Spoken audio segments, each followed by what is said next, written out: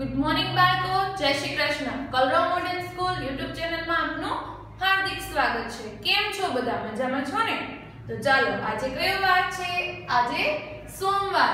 આજે કયો વિષય હશે ધોરણ 7 માં? ધોરણ 7 માં વિષય સામાજિક વિજ્ઞાન, જેમાં આપણો અધૂરો પાઠ કયો હતો?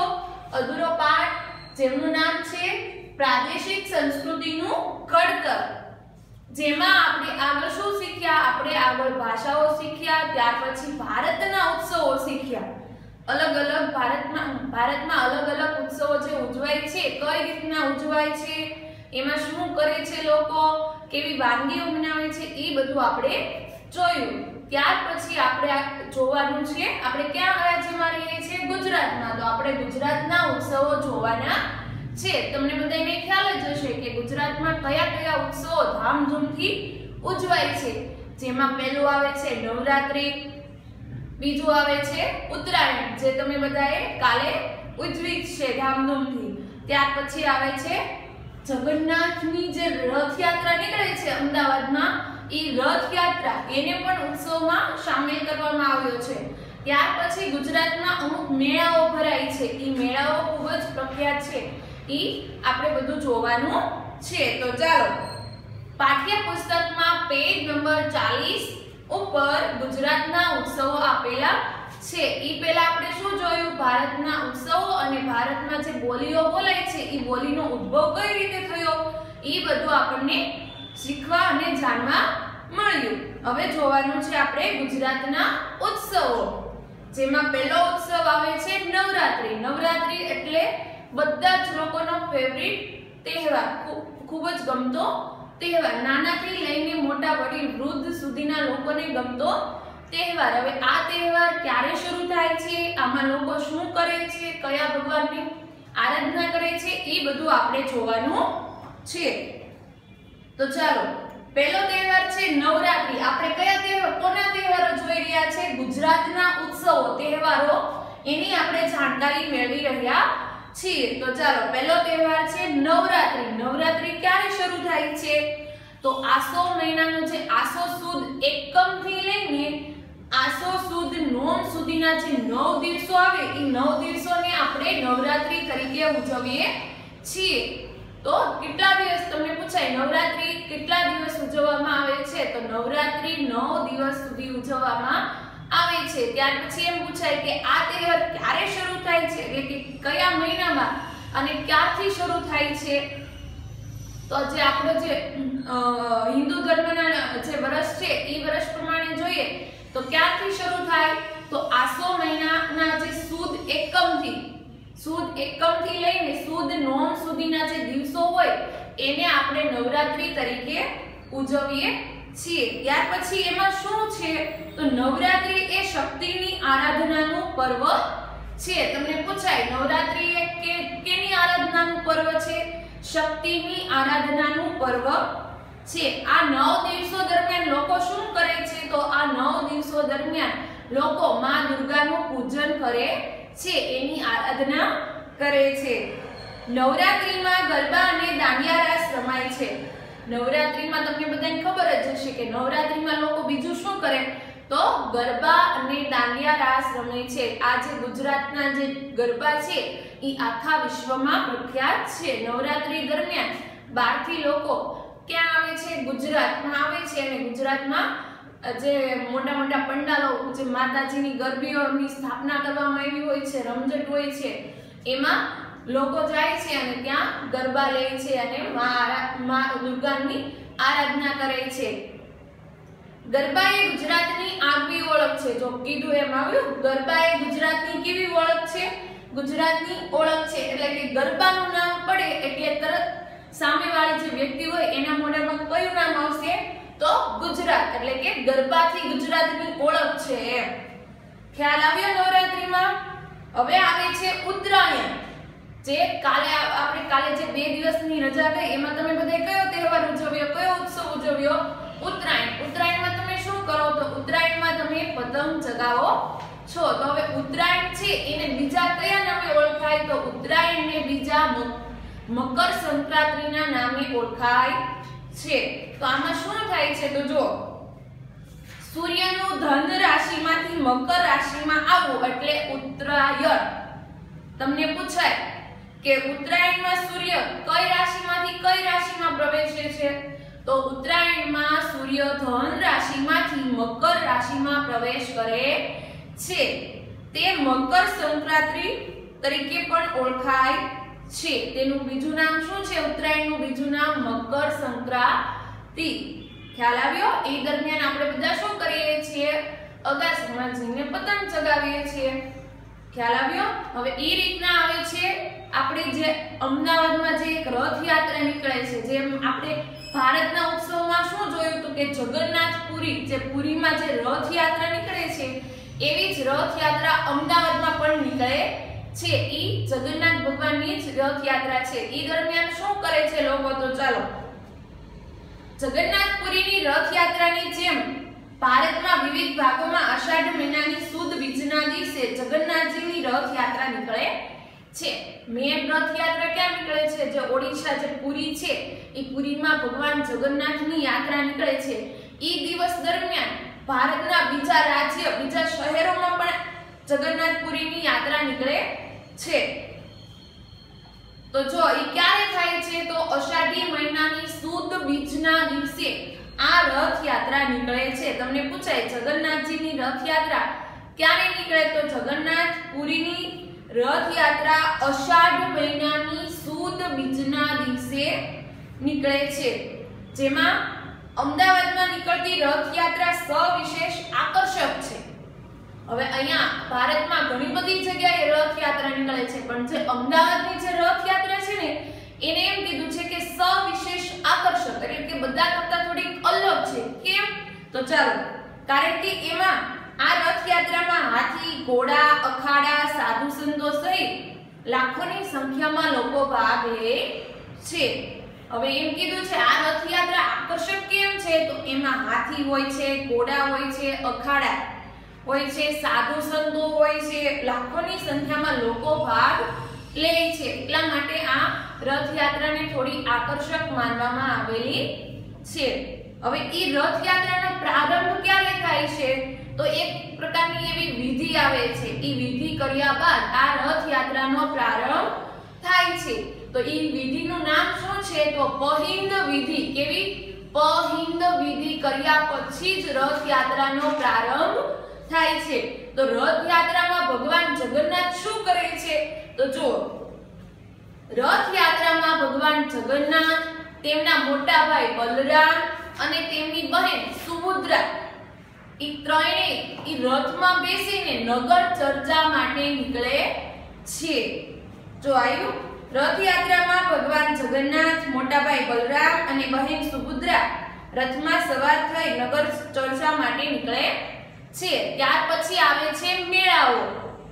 હવે ગુજરાતમાં આ ઉત્સવો સિવાય જે ગુજરાતના મેળાઓ ભરાય છે ઈ પણ પ્રખ્યાત છે. હવે ઈ મેળાના નામ તમારે યાદ રાખવાના છે કે કયો મેળો કયા શહેરમાં ભરાય છે. તો જો ગુજરાતના વિવિધ જિલ્લાઓમાં યોજાતા મેળાઓ તે જિલ્લાની આગવી ઓળખ બની ચૂક્યા છે. તરણેતરનો મેળો ક્યાં આવશે? સુરેન્દ્રનગર.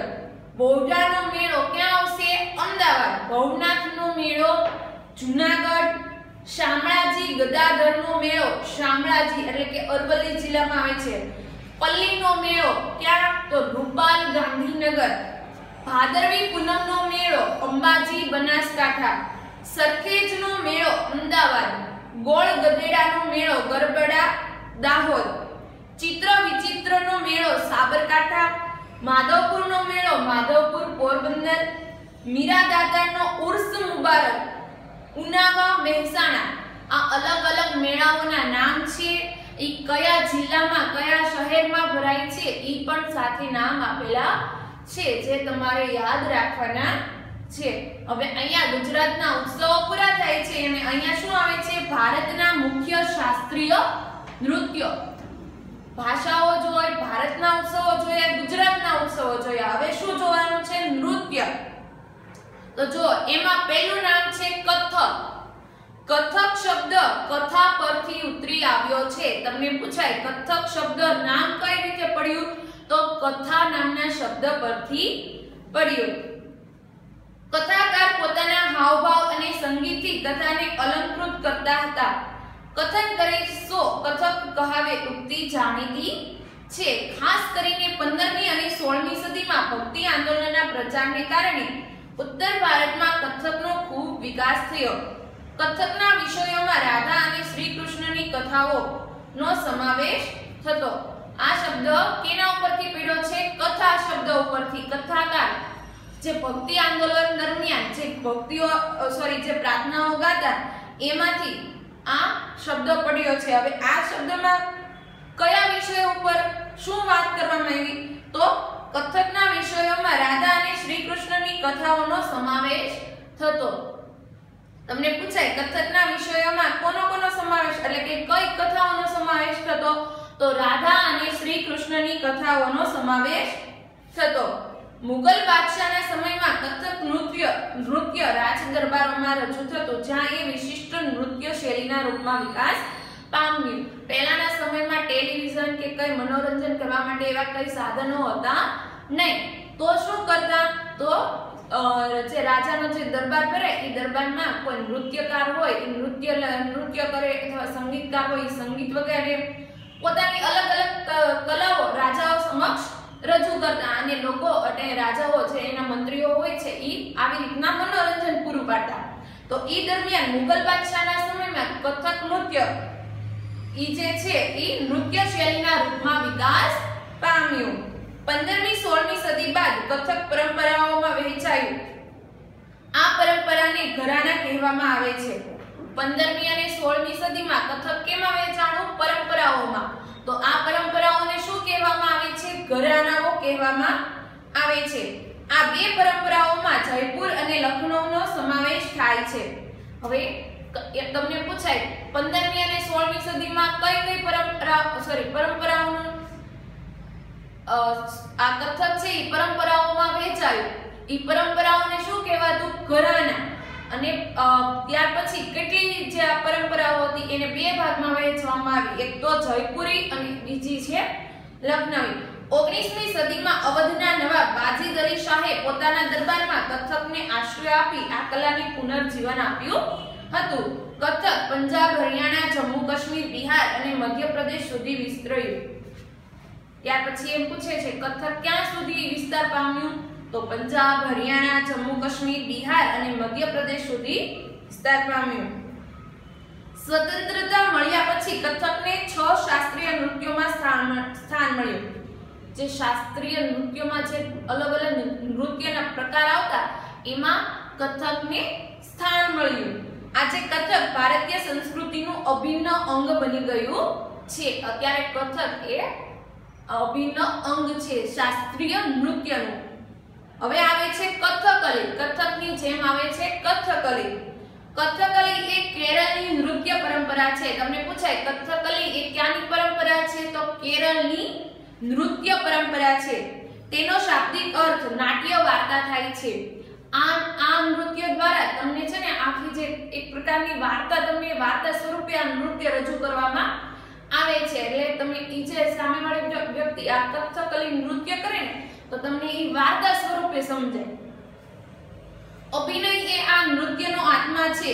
અભિનય ઉપરાંત રંગભૂષા અને વેશભૂષા પણ ખૂબ મહત્વની ગણાય છે. સાત્વિક, રાજસી અને તામસી ગુણો ધરાવતા પાત્ર મુજબની કલાકારોની રંગભૂષા હોય છે. પાત્ર બોલાતા નથી પરંતુ પોતાના હાવભાવથી જ અભિવ્યક્ત કરે છે. આમાં અલગ અલગ પાત્ર બોલાતા નથી પણ એનો જે હાવભાવ નૃત્ય કરતા કરતા એ હાવભાવ. હવે દાખલા તરીકે એ નૃત્ય દ્વારા શ્રી કૃષ્ણનું તમારી સમક્ષ રજૂ કરવું છે તો ખબર કઈ રીતે પડશે? તો શ્રી કૃષ્ણની એક નિશાની હતી કે એ વાસળી લઈને આવી રીતના ઊભા રહેતા. તો એ નૃત્યમાં એ રીતના કરશે તો તમને ખ્યાલ આવી જશે કે આ પાત્ર કેનું છે. અને તમને હજી સમજ ન પડે તો આપણે દૂરદર્શન નામની ચેનલ આવે છે એ ચેનલમાં આ નૃત્ય તમને બતાવવામાં આવે છે. ખ્યાલ આવ્યો? પાત્ર બોલાતા નથી પરંતુ એના હાવભાવ એટલે કે એ પ્રકારનું આમ એ રીતના હાવભાવ એ રીતના ઊભા રહે એટલે સામેવાળી વ્યક્તિને ખ્યાલ આવી જાય કે આ શ્રી કૃષ્ણનું પાત્ર ભજવી રહ્યા છે. હવે આવે છે મણિપુરી. કથકલી ક્યાંનું હતું? કેરળનું. અને આ નૃત્ય દ્વારા તમને નાટ્ય વાર્તા રજૂ કરવામાં આવતી, પાત્ર બોલાતા નહીં પણ એના હાવભાવથી તમને રજૂ કરવામાં આવતા. હવે આવે છે મણિપુરી. મણિપુરી નૃત્ય એ પૂર્વ ભારતમાં આવેલ મણિપુર રાજ્યની ઓળખ છે. ક્યાંનું છે મણિપુરી? તો મણિપુર રાજ્યનું છે. મણિપુરના લોકો દરેક ઉત્સવ પ્રસંગે આ નૃત્ય કરે છે. ઉત્સવ પ્રસંગ હોય મણિપુર રાજ્યમાં, કોઈ પણ ઉત્સવ કેવું હોય ત્યારે ત્યાંના લોકો આ નૃત્ય કરે છે.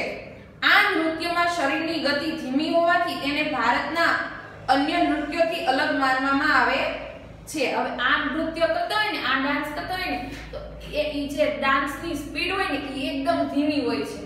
એટલે આ બધા રાજ્યના નૃત્યથી કેવું પડે છે? અલગ પડે છે.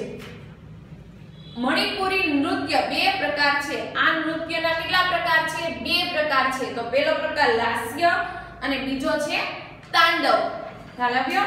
હવે આવે છે ભરતનાટ્યમ.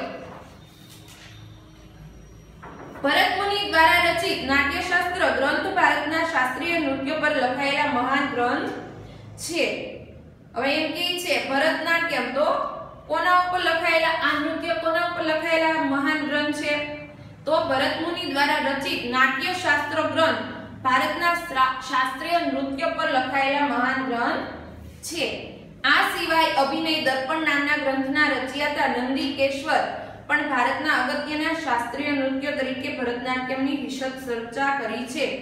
તાંજોર તમિલનાડુમાં ભરતનાટ્યમ નૃત્યનો વિકાસ થયો છે. તમને પૂછાય કે ભરતનાટ્યમનો વિકાસ ક્યાં થયો? તો તાંજોરના તાંજોર જે તમિલનાડુમાં આવ્યું છે ત્યાં ભરતનાટ્યમ નૃત્યનો વિકાસ થયો છે. કુચીપુડી, એવી જ રીતના બીજું નૃત્ય છે કુચીપુડી.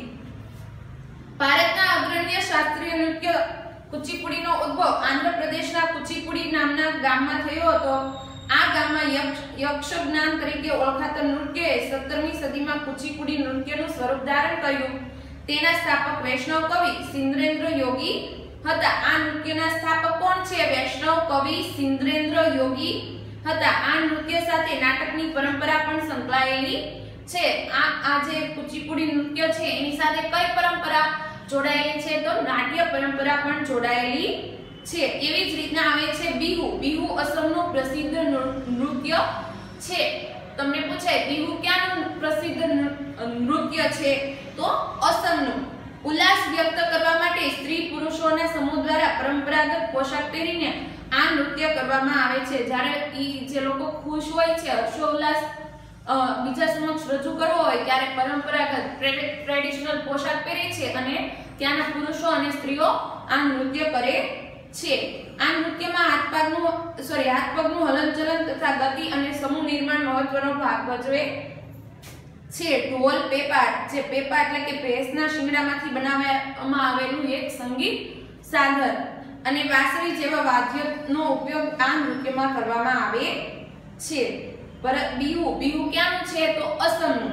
હવે જો અહીંયા આટલું જાણવું ગમશે, એમાં કયા નૃત્ય અને કયા જિલ્લામાં કયા રાજ્યમાં છે તો એનું તમને ટૂંકમાં માહિતી આપેલી છે. તો ભરતનાટ્યમ તમિલનાડુ, કુચીપુડી આંધ્રપ્રદેશ, કથકલી કેરળ, મણિપુરી મણિપુરમાં, ઓડિશામાં ને કથક ઉત્તર ભારતમાં.